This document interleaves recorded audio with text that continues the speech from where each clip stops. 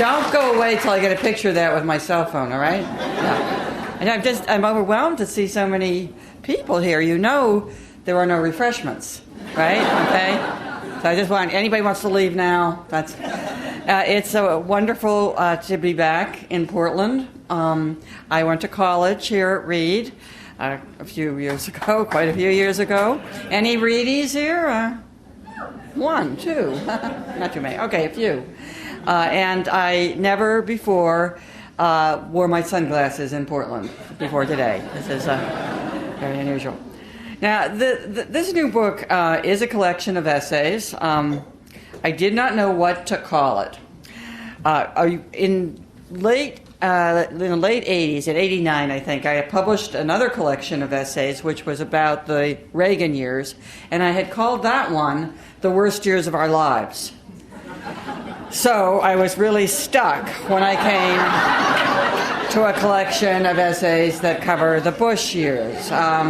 They're called The Even Worst Years of Our Lives, and it's hard, and I won't even try to summarize the last 8 years. I wouldn't do it.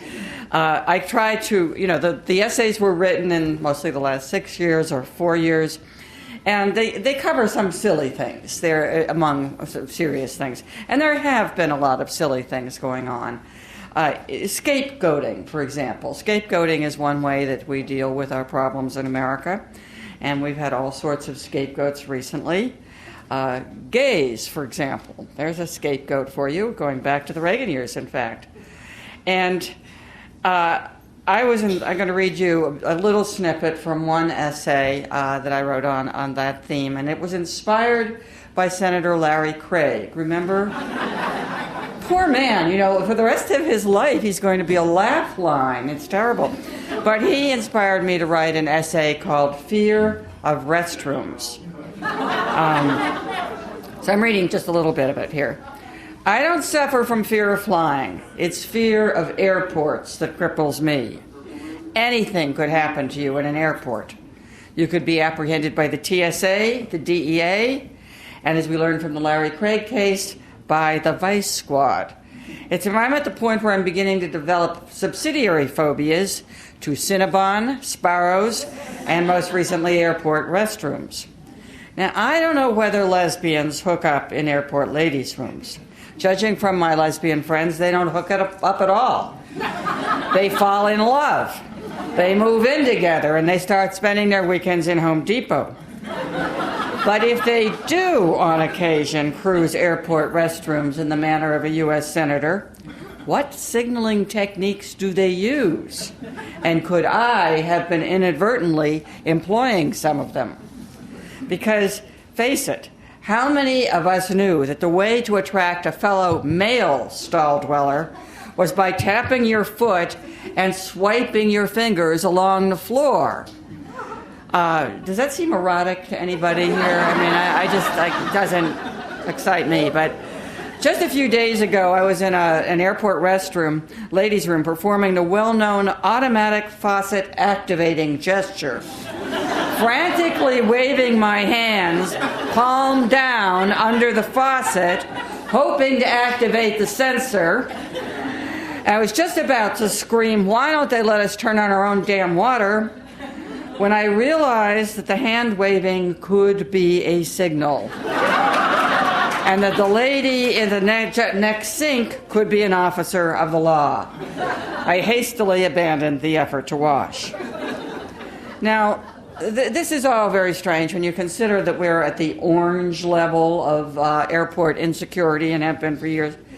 And there is no evidence that I know of that the 9/11 terrorists, that any of them were closeted Wahhabist gays.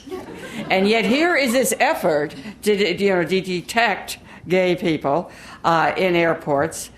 Larry Craig, for example, was apprehended by a man apparently consigned to spend his entire day on the can, watching for errant fingers under the door. Possibly, this fellow has some intestinal issues that made this a necessary posting. But, this is a strange way to spend our law enforcement dollars, and another objectionable one. I just have to say one thing on the subject of gay marriage, which I'm sure isn't necessary to say in Portland, but I do go to a lot of places where I think it is necessary to say it. And the subject of gay marriage has been brought up again with California deciding that people who are married somewhere else can come there and still be married. And what I want to say is, if you don't like the idea of gay marriage, if you find it somehow distasteful and unnatural, do me a favor and do not marry a gay person. All right? End of discussion. Now, another scapegoat, illegal immigrants. You know, there is so much of that going on.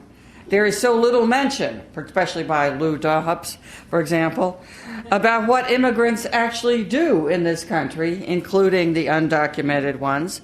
But the Latinos have a word for it, which is trabajo. They've been mowing the lawns, cleaning the offices, hammering nails, picking tomatoes, not to mention dishwashing, diaper changing, meat packing, and poultry plucking. And quoting from one of my essays on this subject, the punitive rage at illegal immigrants grows out of a larger blindness to the manual labor that makes our lives possible. The touching belief common to the American upper classes that offices clean themselves at night and salad greens spring straight from the soil onto your plate. Another favorite scapegoat in the last few years, poor young African Americans. This is Bill Cosby's favorite target. He doesn't like the way they talk, the way they dress, and the fact that they don't name their children Bill. He feels that they've, quote, let him down, and he's a billionaire. Well, I get so tired of all these scapegoats that I would like to propose a new scapegoat group, and I would like to launch it in this room tonight, if we'll all get behind it. Unfortunately, I'm a member of this group, and some of you are too, but anyway, I think it's worth it. Old white people. Think about it. They don't work. They don't like to work. They hang around. They lounge on park benches. They play canasta. And you know what allows them to do that? Government money. We can expect the Heritage Foundation to reveal any day now that some seniors are cashing in their Social Security checks for vodka and Viagra. Yes. And I remember how in the build-up to welfare reform in the 90s, you know, the pundits were saying, we've got to stop welfare. It causes poverty. About that. Well, in the same way, someone's going to announce pretty soon that Medicare causes baldness. There's a correlation, right? And the menace posed by the elderly is only getting worse because more and more of them are sinking into debt. What are they spending their money on? Well, I have to tell you, in many cases, drugs. Yes. How long before our streets are ruled by geezer gangs mugging us to support their insulin and beta blocker habits? Now, of course, the purpose of scapegoating is always to distract us from what's really going on. And what's really been going on, certainly in the last year, but in the years leading up to this too, is that most people are getting a lot poorer. I spent years, when my book Nickel and Dime came out, trudging around this country talking about the working poor. And I know I spoke to audiences who thought that was a pretty exotic concept. Who were these people? You know, what did they look like? But in the last couple of years, more and more people have been living in their own personal recessions, even before I guess it's not even official yet. It's a crisis, but it's not a recession. In fact, I guess it's not really anything to worry about because the president told us yesterday to take a deep breath. You know, more and more people have been seeing their wages decline. Wages have been flat or actually falling for ordinary people. Their health benefits shrink. Their home equity disappear. Their jobs disappear. And now, of course, gas and food prices going through the roof for those who are lucky enough to have a roof who have not yet been foreclosed on. And along, of course, with those perennial sources of inflation, healthcare costs and college tuition. I just want to say a little bit about higher education and those costs, because I have a section on that in my book. And anybody here been to college? No. Good. Anybody been to college recently? All right, then you know what's going on.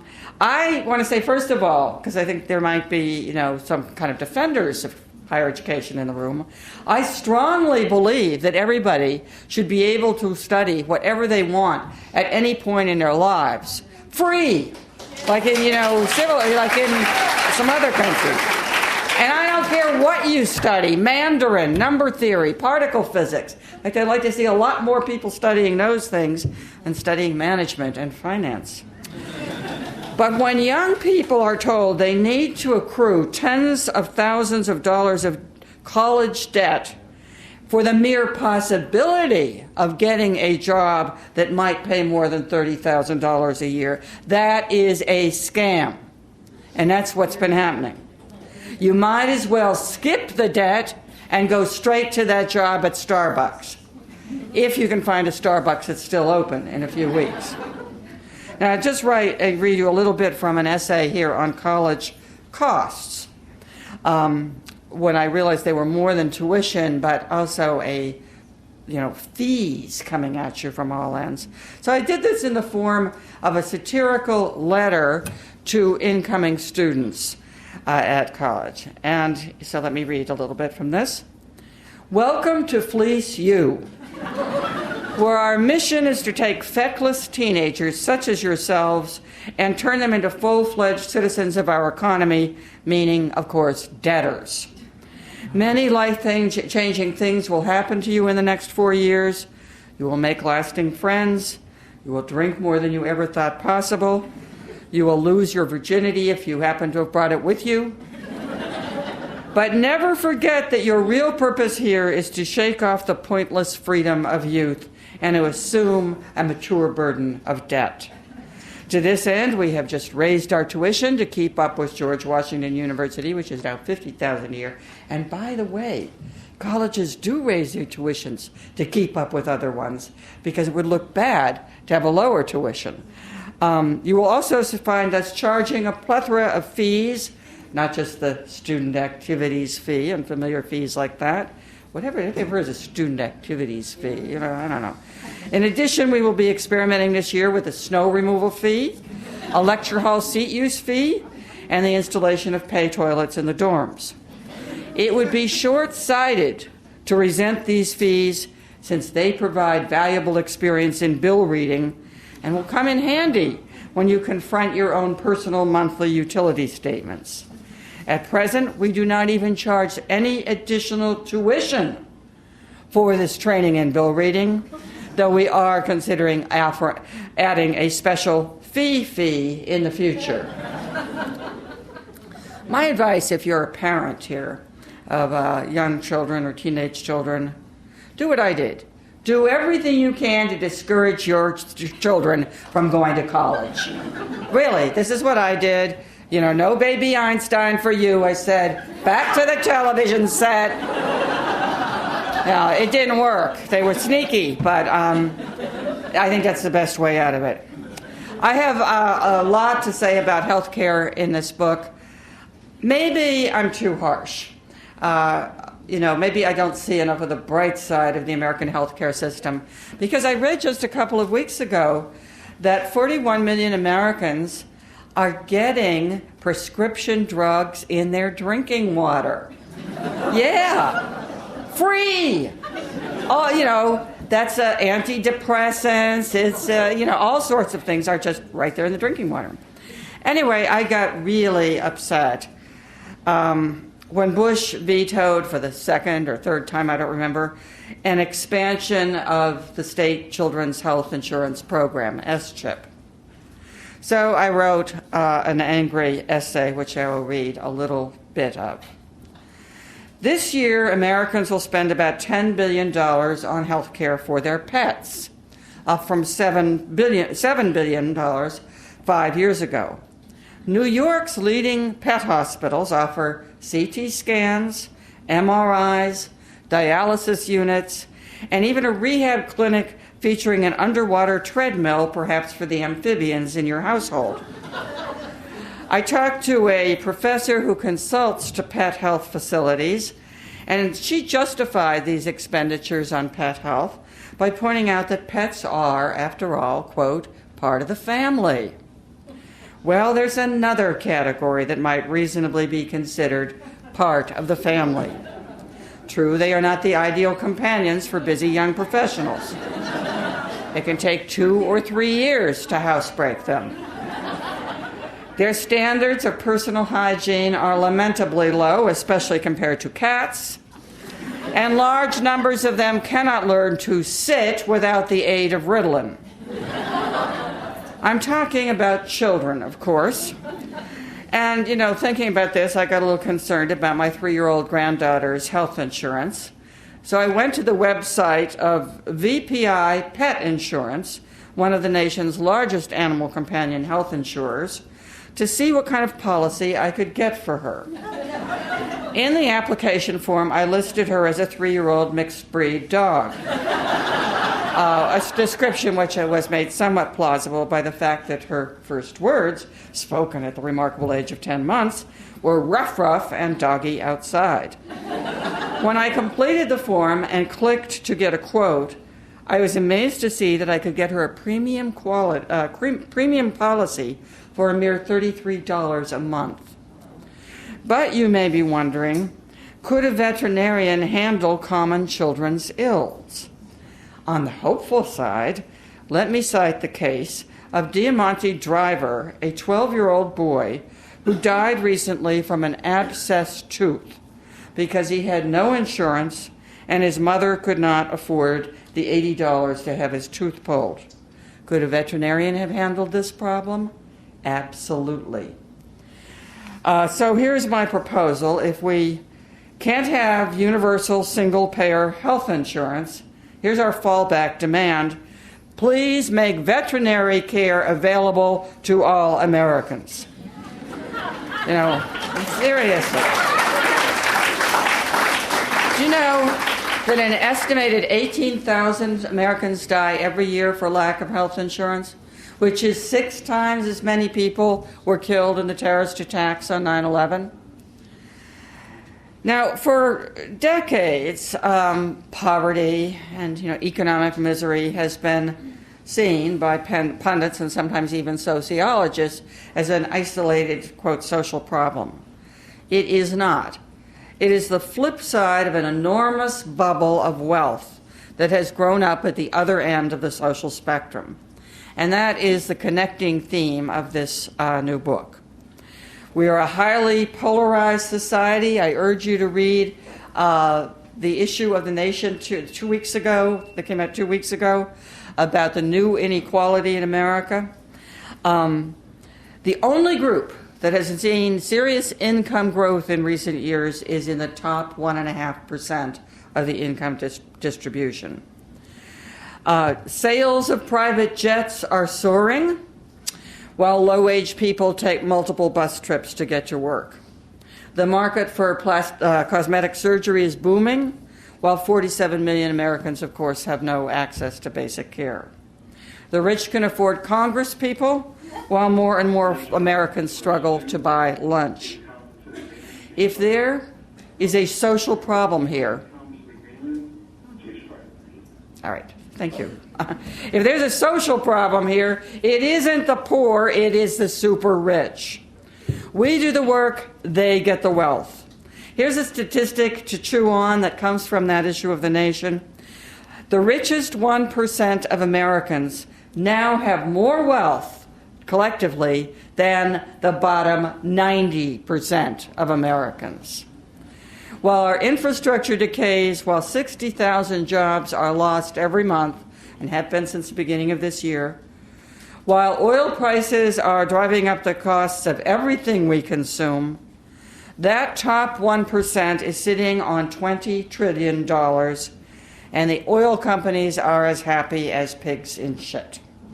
Not to mention that we are spending $12 billion a month on the war in Iraq. Now, when you say this, somebody is bound to say, but aren't you talking class warfare? Isn't this class warfare? Damn straight. That's what it is. But I did not start this war. You did not start this war. The other side did when they decided we could live on less and less while paying more and more for everything. And it is time we fought back. To just quote from myself here, well, how many wake-up calls do we need, people? How many broken levees, drowned cities, depleted food pantries, people dead from lack of ordinary health care?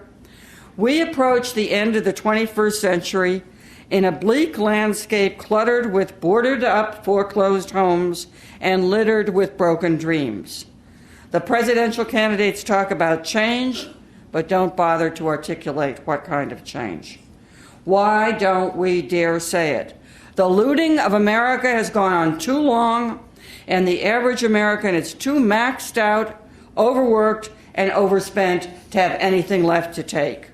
We need a new deal, a new distribution of power and wealth, if we would like to restore the beautiful idea that was America.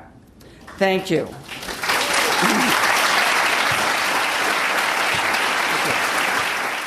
You've been listening to feminist author, columnist, and political activist Barbara Ehrenreich talking about her latest book, This Land is Their Land, Reports from a Divided Nation. Ms. Ehrenreich spoke at Powell's City of Books in Portland, Oregon on July 16, 2008.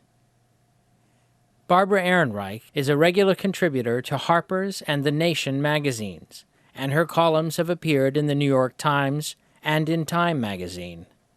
Her books include Women in the Global Factory, Remaking Love, The Feminization of Sex, with Elizabeth Hess and Gloria Jacobs, The Hearts of Men, American Dreams and the Flight from Commitment, Fear of Falling, The Inner Life of the Middle Class, Nickel and Dimed, on Not Getting By in America, Bait and Switch, The Futile Pursuit of the American Dream, and many others.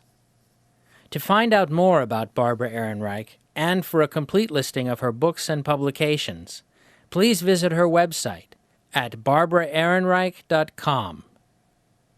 Barbara Ehrenreich also maintains a weblog at ehrenreich.blogs.com. And now we return to the question and answer segment from the program. Okay, we can have questions, comments, announcements, and at some point I'm going to get some help if I had any hard questions too, because I have Chuck Collins here, who I worked with at the Institute for Policy Study project on extreme inequality. We have Margaret Butler here from Jobs with Justice, and she's going to say something about how you can connect up with them too. So, questions and comments? Yes, the lady in the pink t-shirt? The first question from the audience is about whether American women have abandoned any commitment to the broader community in favor of a more selfish attitude. As this audience member put it, it seems that American women have dumped Mr. Right, who loves this country and loves the American people, in favor of Mr. Wrong, who promises to keep them as a mistress. That American women in particular are just interested in individually getting wealthy? The audience member responded, saying that American women seem unconvinced that there's a problem. They seem not to care. Hey, how about women? How about women here? Anybody unconcerned? No. Huh? What? Oh. You need to find some new friends. I think. And there are a lot of people here. No, but I know what you mean, but I don't think it's confined to women. I think there's a widespread, there has been a widespread idea that, well, I could be rich too, so it's great, and well, you can win the lottery too. But statistically, the odds are very small. This is a situation where you can, I think we've got to start facing things collectively.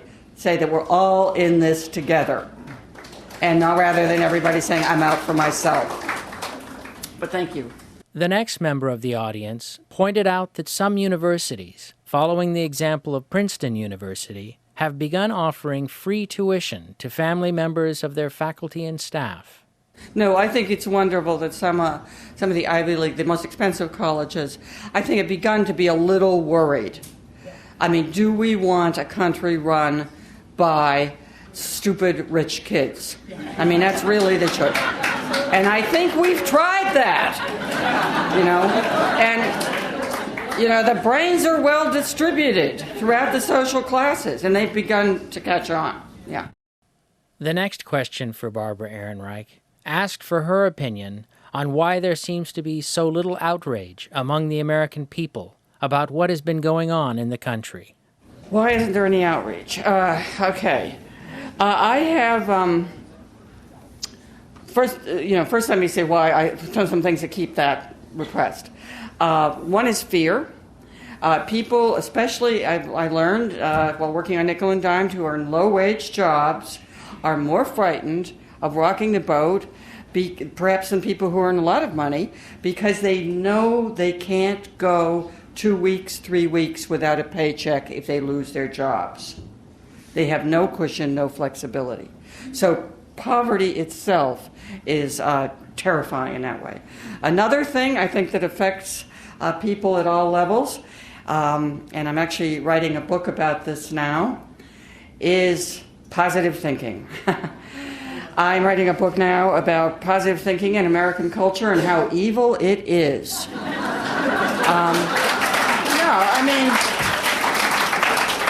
When Phil Graham told us last week that we're whiners about the economy, he was only saying a very common thing. Anyone who complains in our culture about anything is a whiner. You don't want to be a whiner or a victim. Just shut up and smile and, be cheerful and go on. We got to put an end to that. We have to all whine together, loudly. But I want to tell you that I give you one example of people fighting back, which I kind of pounced on because I was so excited to see that. And that is the truck drivers who have been protesting high diesel fuel costs. Now, this comes out of no organization, no union, totally grassroots, coming from owner-operators of trucks who cannot afford the diesel fuel prices, who are, in fact, seeing their trucks repossessed. They demonstrated in Washington in April, bringing a convoy of 150 trucks into the city. They will be doing so again at the Democratic and Republican conventions this summer. And I am so thrilled. I told them, the important thing is that the rest of us see somebody standing up on their hind legs. Too many of us has just rolled over for whatever reasons again and again. And I think we need more examples of defiance and collective action. Sir? The next question asked Barbara Ehrenreich to talk about the death of the idea of socialism and the effect that has had on the potential for unity and solidarity within the population. Well, there are two questions there. One is about the idea of socialism, and there are many ideas of socialism. The idea of Soviet-style socialism, and is dead, and good riddance. Chinese socialism turned into capitalism, authoritarian capitalism. We know that. Capitalism right now is looking a little shaky. I've hesitate to say that because I used to, in the 60s, hear from the Marxist economists who would say, it's going to last about 3 more months, you know? And it's held on, but right now I'm beginning to wonder, hey, wait a minute. It's happening a little fast. Don't close the banks yet. That sort of thing. The other question, though, has to do with the spirit of solidarity. And can we muster that in America again? Or have we gotten too isolated, too fixated on our own individual plight or ambition or whatever? And I just want to remind you that the way Americans have made change historically is by coming together, and we're good at it. I'd say we're as good at it as anybody in the world. Our labor movement, until the 70s, very strong, fought violent battles to establish itself. The civil rights movement came from this country. It started with some college students and poor Southern farmers and preachers.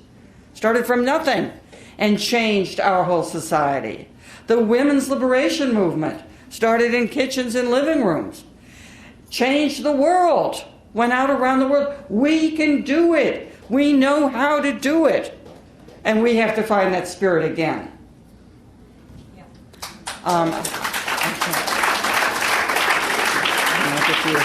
Yeah, sir? The next question from the audience was about the issue of limited bathroom breaks in the workplace. This audience member asked if there have been any legal efforts to challenge restrictions on bathroom breaks on the basis of the likely health consequences, such as urinary tract infections. The right to pee, yeah. I'm glad you brought this up, because this is one of my favorite subjects, bathroom breaks. And, when I was working in those low-wage jobs for nickel and dimed, I discovered they're not a human right. In fact, in some places I worked, bathroom breaks were so infrequent that I started looking back with nostalgia on that drug test they give you at the beginning. That could be your last chance. I'll tell you. But it's an ugly picture. It really is. There's an academic book written about bathroom breaks by a couple of professors at the University of Iowa, and the title tells it all. It's called Void Where Prohibited. And they talk about situations for women workers who have to stand in one place for hours, like cashiers and assembly line workers, where those women have taken to wearing adult diapers to work. But of course, one of the consequences can be urinary tract infections leading to kidney infections. And it's just, people have no rights at work. In fact, one of the sections in this book is called The Workplace Dictatorship. You surrender your rights, your civil liberties when you go to work. Mm-hmm. Big brother. Yes, ma'am. The next question for Barbara Ehrenreich was about the sense of entitlement that many young people feel today. This member of the audience asked how we can expect young folks to be concerned about issues of poverty and public health when they feel victimized if they don't have the latest mobile phone or other luxury items they see advertised on television. Well, some of this comes from the media. You do not see poor people on TV unless they've committed a crime. That's about it. In all the sitcoms and series, people have amazing apartments. Single people working as, I don't know what they are, legal assistant. What were they in Friends? I could never bring myself to watch it. Huge apartments. And then there is I will never see this, the movie Sex and the City. It's just a big advertisement for high-priced clothes. So, we have to fight that by being shabby role models. The shabbier, the better. Yes, sir. The next question was about the current downturn in the economy, asking whether an economic crisis might be the most effective way of bringing the poor and the working class together with the middle class in this struggle. Is it possible that it will be a severe recession that brings some New Deal reforms to our society? Well, I think that's a good point. I call that kind of outlook the worseism. If things get worse, things will get better. But I just want to say that nothing happens automatically. That won't happen unless you and I and all of us are out there helping make it happen, knitting people together, showing them their common interest. We have a part. The audience member responded, arguing that the middle class in this country won't listen, that you can't talk to them until they've been humbled. Can't talk to them until they're homeless? No. We certainly can't talk to them if they don't have their cell phones. No, I think we don't have to wait till people are destitute to appeal to their common interest. Yeah. We have time for a couple more questions, and then I do want to call on Margaret Butler. Yes, Reed, you're wearing a Reed t-shirt. The next question is about the role that academia plays in perpetuating the class systems in America. She gave the example of Reed College, the way their admissions policy functions to reinforce class divisions. Yeah. No, that's a good question. I think they do need to acknowledge that, that the academy plays a role in the reproduction of the class system. That if you get into a more elite school, you're slated for a more elite slot in life, and whether you get into that more elite school depends a lot on what your own financial and class background were. There's no danger from Reed, though. I read my alumni report. I read the alumni news, and there will be so-and-so from the class of 64 who has been raising sheep in New Zealand for the last 30 years. Hardly anybody gets a job out of reading. So that's a comfort. I haven't worked in, 30 years? You got a job application? What is it for? Starbucks? Actually, yes. What? This is actually a Starbucks application. I can put up the day before it. Okay. A working Reed alum. All right. Pretty interesting concept. That reminds me that nobody has asked the question I've been asked at every stop so far in my book tour, and I'm relieved you didn't ask it, and that is, what about Obama? Is he going to solve all these problems? Is he backpedaling too far to the right? All of you and 75,000 other people probably went to his rally a couple of months ago. No, he didn't. No, he probably did. Yeah. Well, I just have one thing to say about that. He'll be as good a president as we make him. Don't trust any politician. Any of them. Only if we make them accountable will they be accountable. Only if we are building the mass social movements, that light a fire under him, will we get any change out of him. And I don't say that to be disparaging. I just say that because it's true of anybody. Now, I do want to. I want to ask Chuck Collins to say a couple words. This is Chuck from the Project on Extreme Inequality. I was just going to say, Barbara mentioned this working group on extreme inequality and the special issue of The Nation. If you're interested in getting a copy sent to you and being on our list, I'm going to just have a clipboard during the book signing and going around. And one of the things that we're doing is a contest called Name Our Epoch. We're working on a whole bunch of issues around progressive taxation. There's a group here in Portland working on keeping the inheritance tax, things like that. But you'll see on our website, extremeinequality.org, and in this issue of The Nation, we have a contest till the end of the month. And Barbara is one of the national judges. So what do we call this time that we're living in? Some people call it the Second Gilded Age, or the time of looting. So we're going to actually have this contest. And the three judges are Howard Zinn, Barbara Ehrenreich, and Walter Mosley. And so you can enter the contest at extremeinequality.org. What do we name this time? The prize is a private jet. Well, a model of a private jet. But also books signed by those three terrific authors. So If you're interested in being connected and want a copy of The Nation sent to you, I'm going to have the clipboard around. Thank you, Chuck. And now I want to ask Margaret Butler if she would say a little bit about how you can be practically and locally involved in some of these issues of economic justice. And Margaret is from Jobs with Justice here in Portland. Thank you, Barbara, and thanks so much for shining such a spotlight on this issue. So if you want to take it to the streets, if you want to build collective action around economic injustice, one way to do it is by signing up with Portland Jobs with Justice.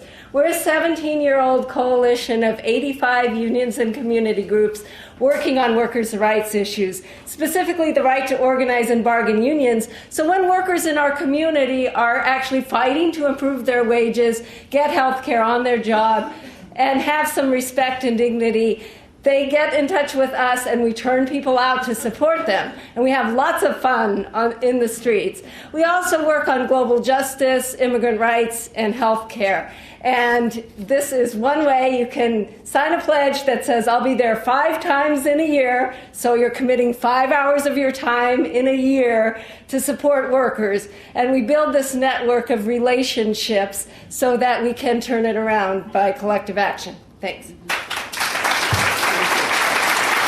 Thank you. Thank you, Margaret. And is there something people can sign with that? Okay. Oh, all right. Yeah, in almost every city I've been to on this trip, I've had people from Jobs with Justice, say something at the book signings. I was impressed by Jobs with Justice also in Los Angeles, which is involved with organizing immigrant car wash workers who are extremely exploited. So this is the group to plug into for immediate action on economic injustice. And I just want to thank you all for coming. And hey, we're going to turn this around, okay? Bye. You've been listening to feminist author, columnist, and political activist Barbara Ehrenreich talking about her latest book, This Land is Their Land, Reports from a Divided Nation. Ms. Ehrenreich spoke at Powell's City of Books in Portland, Oregon on July 16, 2008. To find out more about Barbara Ehrenreich and for a complete listing of her books and publications, please visit her website at barbaraehrenreich.com. This program has been brought to you by PDxJustice Media Productions.